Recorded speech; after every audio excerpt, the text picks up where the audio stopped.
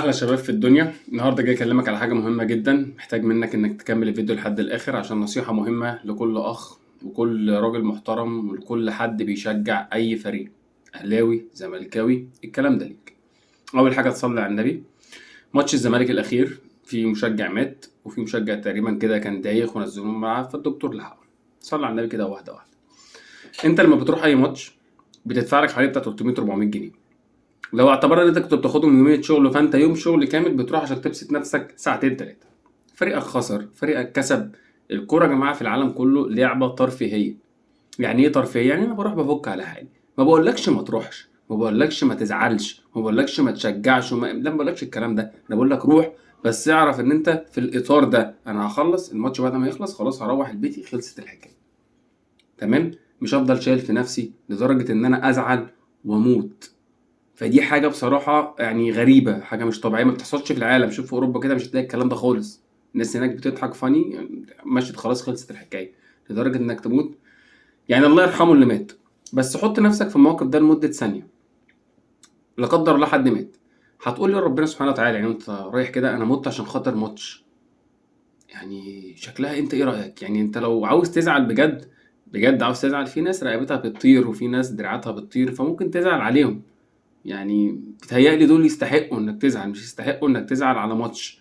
انا بتكلم واحد اهلاوي، بكلم زملكاوي، بكلم الناس كلها، مش بكلم حد بس. محدش هيقول لك الكلام ده عشان الكلام ده بيجرح وبيزعل، وممكن انت تغير عشان الكلام جرح. عادي يا باشا، انا بقول اللي يرضي عليه ضميري.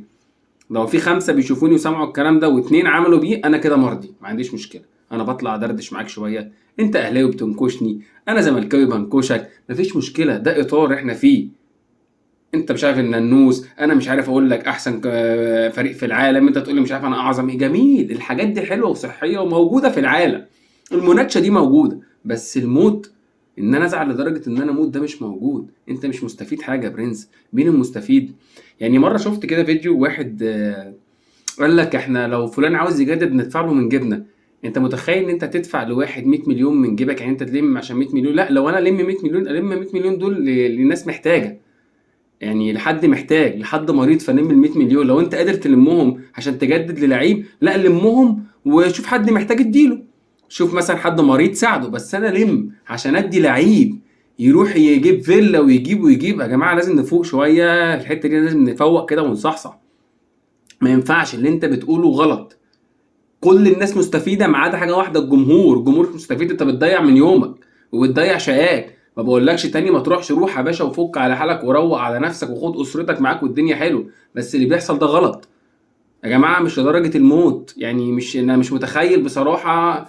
انا مش متخيل يعني ازاي انك تعمل كده في نفسك. فصعب، كله بيستفيد. من اول رئيس النادي على فكره اللي ما يعرفش ده اسمه عمل تطوعي. يا ترى يعني هو بيعمل عمل تطوعي ليه؟ بوزيشن يا باشا، رئيس النادي الفلاني ورئيس النادي الفلاني اللي بيمشي رئيس. المدرب بياخد فلوس، اللعيبه بتاخد فلوس، العمال بياخدوا فلوس، انت بتاخد ايه؟ ما بتاخدش فلوس. فبالله عليك حافظ على نفسك.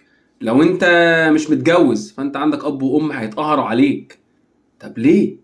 ملهاش داعي خالص. لو انت متجوز عندك عيال تقوم يتشردوا عشان خاطر نادي، ايا كان النادي مين، اهلي زمالك، ايا كان النادي مين، ما ينفعش يا جماعه. حطوا الحاجه في اطارها.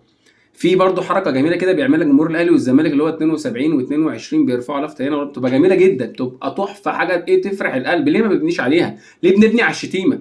ليه انت شتمتني فانا هشتمك هتشتمني، نفضل نشتم مع بعض؟ ليه ما بنبنيش على الحاجه الحلوه؟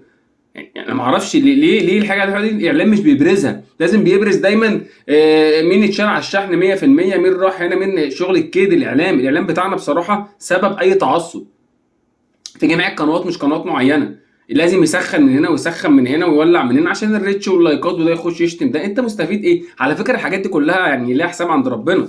يعني اللي بيصير الفتنه ما بين فلان وعلان ده ليه حساب عند ربنا. يعني مش الدنيا مش تمشي كده. لو في فلوس دلوقتي ولايكات وكومنتات والدنيا حلوه ففي قدام حساب. لو انت بتضر حد يعني ربنا هيضرك، او هتتحاسب على اللي انت ضريته او اللي انت زقيت عليه الناس تضره. فلان يتشتم وعلان يتشتم وترتان يتشتم، لا غلط يا جماعه. يعني لازم يقول لكم كده غلط. ما تشتمش حد يا عم. على فكره هو هيقتص منك اكيد يوم القيامه، ما حدش هيرحم حد يعني. فدول كلمتين كنت لازم اقولهم، عشان انا شايف الوضع العام بتاعنا لا راح لسكه وحشه خالص. لسكه موت. لا موت ايه؟ لا ستوب هير يا معلمي، لا ما ينفعش.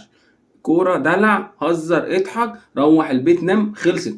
قبل ما تنام كمان، يعني مش تخش تنام زعلان فتقوم لا يا معلمي خلاص، انتهى الموضوع، خلصت الحكايه، انا روحت البيت تك، خلصت الحكايه.